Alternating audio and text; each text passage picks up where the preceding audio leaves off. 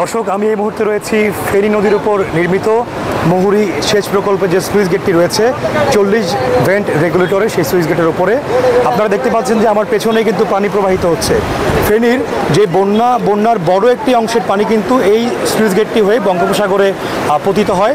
আমার সাথে রয়েছেন পানি উন্নয়ন বোর্ডের নির্বাহী প্রকৌশলী ফেনী। আমরা তার সাথে কথা বলবো এবং জানবো যে বন্যার পানি কতটুকু কমেছে এবং এখানকার সার্বিক অবস্থা।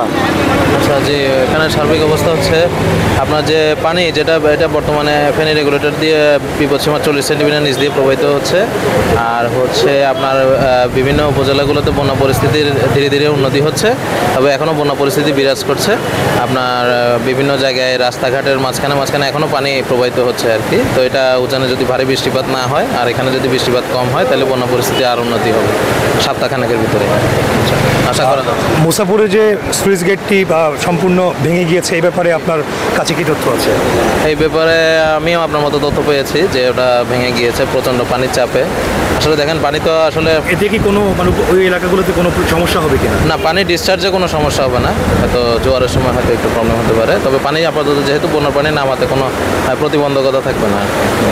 আপনাকে ধন্যবাদ। দর্শক, আপনারা শুনতে পেলেন যে পানি কিন্তু এখন এই জায়গাটিতে বিপদসীমার 40 সেন্টিমিটার নিচ দিয়ে প্রবাহিত হচ্ছে এবং নির্বাহী প্রকৌশলী যিনি আছেন তিনি প্রত্যাশা করছেন যদি ভারী বৃষ্টিপাত না হয় এবং নতুন করে যদি কোনো ঢল এদিকে না আসে তাহলে কিন্তু পানি অতি শীঘ্রই কমে যাবে বলে তিনি জানিয়েছেন।